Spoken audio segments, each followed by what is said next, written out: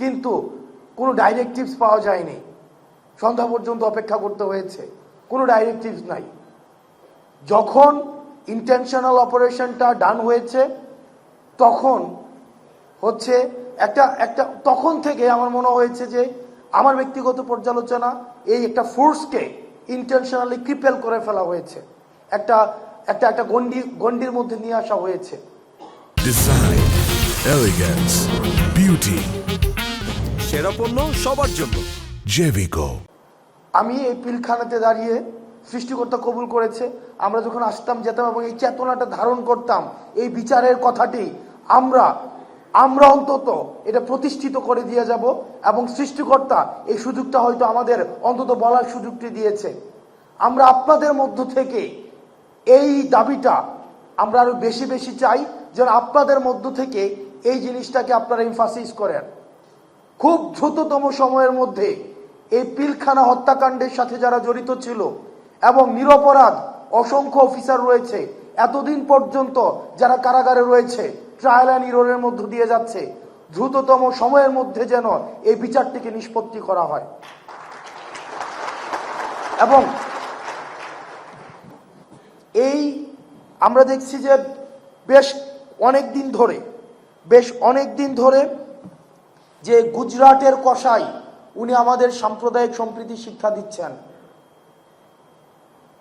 ভারতে বসে আমরা আপনাদের কাছে একটা জিনিস জানতে চাই, যে 626 জন ক্যান্টনমেন্টে বন্দী ছিল, তাদেরকে কিভাবে ভারতে পালিয়ে যেতে সহায়তা করা হয়েছে এবং তাদের পিছনে কারা রয়েছে।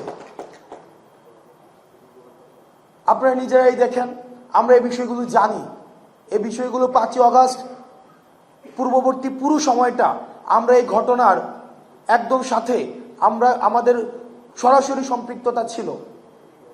মিড রেঞ্জের যে অফিসারগুলা ছিল এবং সৈনিকরা ছিল, কোর্ট মার্শালকে সামনে রেখে জেনারেলের বিরুদ্ধে গিয়ে তারা ছাত্র জনতার পক্ষে রাস্তায় নেমে এসেছিল।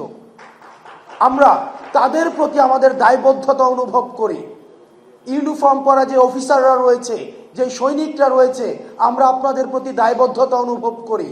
আপনাদের দায়বদ্ধতার জায়গা থেকে আপনারা নিশ্চিত করবেন যে এই 626 জন যারা এই ফেসিবাদের এনাবলার ছিল, কোলাবোরেটর ছিল, এই ফেসিবাদের যারা পৃষ্ঠপোষকতা দিয়েছে, যারা এই ফেসিবাদকে ডালপালা আকারে মহিরূপে গড়ে উঠতে সহায়তা করেছে, তাদেরকে কারা সীমান্ত পাড়ি দিয়ে আজকে ভারতে একটা সেফ এক্সিট করে দিয়েছিল, আপনারা সেই বিষয়টিকে নিশ্চিত করবেন।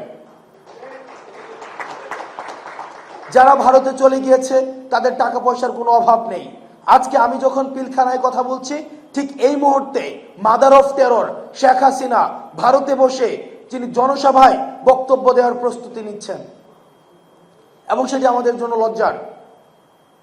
আমরা আমাদের জায়গা থেকে আমাদের এই ভোকালটা, এই যে জুলাই মুভমেন্টটা, এই জুলাই মুভমেন্টে 1500-এর বেশি যে শহীদ হয়েছে এবং 22,000-এর বেশি যে আহত হয়েছে, এটা যে একটা জুলাই মুভমেন্ট ছিল, কিন্তু আমরা ওয়েস্টার্ন মিডিয়াতে দেখছি, আমরা ইন্ডিয়ান মিডিয়াতে দেখছি কনস্ট্যান্ট প্রপাগান্ডা চালিয়ে যাওয়া হচ্ছে। এটাকে বলা হচ্ছে rise of fundamentalism and just a political upheaval. আমরা আমাদের জায়গা থেকে এই জিনিসটাকে প্রতিষ্ঠিত করতে হবে। এটা শুধুমাত্র পলিটিক্যাল আপহিভাল ছিল না, এটা রাইজ অফ ফান্ডামেন্টালিজম না, এটা একটা সকল শ্রেণী পেশার মানুষের, ছাত্র, নাগরিক এবং সিপাহী যারা, সৈনিক যারা, সবাই রাস্তায় নেমে এসেছিল এই ফেসিবাদের বিরুদ্ধে।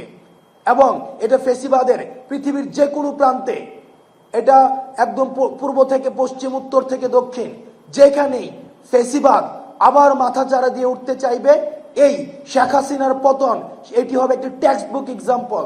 যেখানেই ফেসিবাদ মাথাচাড়া দিয়ে উঠতে চাইবে, এই শেখ হাসিনার পতনটা হবে এটা একটা টেক্সট বুক এক্সাম্পল। যে ছাত্র নাগরিক, যেমন সিরিয়াতে 53 বছর পরে আসাদের পতন ঘটেছে, আমাদের দেশে 16 বছরের পরে আসাদের পতন ঘটেছে, আমাদের আসাদ নামক যে ফিমেল ক্যারেক্টার হাসিনার পতন ঘটেছে।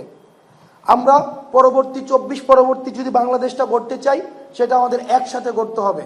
সেই জায়গায় আমরা দেখেছি যে সাম্প্রদায়িক উস্কানি বিভিন্ন সময় দেওয়া হচ্ছে, সেই জায়গাতে আমাদের বিজেপির সেখানে তাৎপর্যপূর্ণ ভূমিকা আমরা দেখতে পাচ্ছি। আমরা আমাদের পরবর্তী 24 পরবর্তী যে বাংলাদেশটা রয়েছে সেটি গড়ার জন্য আমরা সবাইকে একসাথে নিয়ে আমরা কাজ করতে চাই এবং ও ইন্ডিয়ান এবং ওয়েস্টার্ন মিডিয়াতে যেই ধরনের প্রপাগান্ডা এখন বর্তমানে স্প্রেড করা হচ্ছে, সেগুলোর বিরুদ্ধে আমাদের কালেকটিভ কাউন্টার প্রপাগান্ডা সেল আমাদেরকে চালাতে হবে। এবং আমরা আমাদের ফেসিবাদ আর কোনো রূপে আমরা ফিরতে দিব না, এটা কোনো নামে আমরা ফিরতে দিব না। যেই ফেসিবাদ হয়ে উঠতে চাইবে তাদের বিরুদ্ধে আমাদের লড়াই এবং আমাদের সংগ্রাম অব্যাহত থাকবে। আপনারা ভালো থাকবেন, সুস্থ থাকবেন। আপনাদের সাথে সব সময় দেখা হবে রাজপথে, কখনোই আপোষে নয়, সংগ্রামে। সালামু আলাইকুম।